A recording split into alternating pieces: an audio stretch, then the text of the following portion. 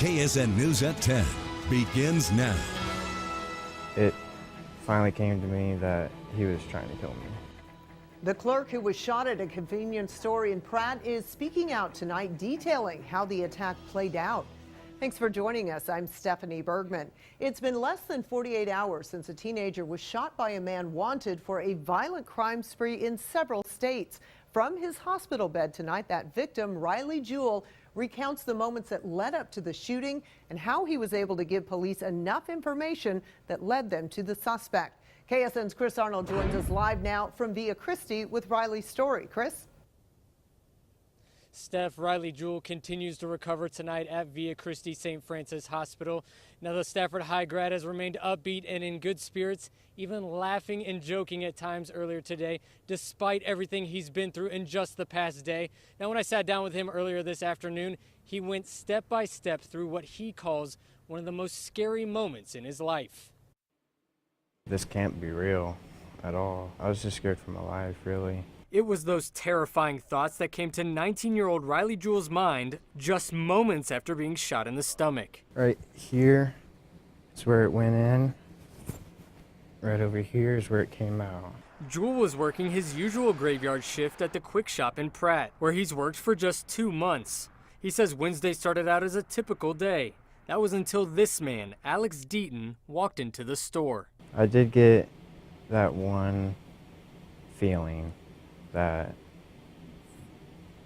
something wasn't right. Juel says Deaton came to the counter and didn't ask for money, instead pointing a gun at Juel, asking for his car keys. As soon as I handed him my keys, he just pulled it on me again and just shot me. Deaton took off in Juel's car, but he says he was alert enough to grab his cell phone and call 911, letting police know what happened. While his actions helped authorities eventually track down and catch Deaton, he isn't taking any credit. I don't feel like a hero because I didn't personally stop the guy. The hero is the cops that got him. Juel, who prides himself on his fighting spirit and being loyal to both his friends and family, had a message for the man who shot him. I'm not mad at the guy. I know that's kind of surprising, but I'm not that kind of person that can just keep anger inside. You always have to forgive someone for what they did, no matter what it was. And you know, I asked Juel if he had a message for any of his friends that can't come visit him in the hospital. He simply told me he knows everyone's thinking about him, he really appreciates it, and he wants to thank all his friends for being a part of his life. Right now, there's still no word on when Juel will be headed home from the hospital. Live outside of Via Christi, Chris Arnold, KSN News.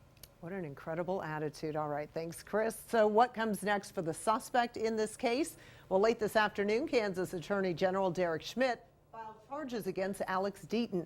Deaton is facing 1 count each of attempted first-degree murder and aggravated robbery, among other charges. His bond is set at $5 million, and his first appearance in Pratt County District Court is scheduled for Monday. We'll continue to follow this story and bring you updates as we get them on KSN and KSN.com.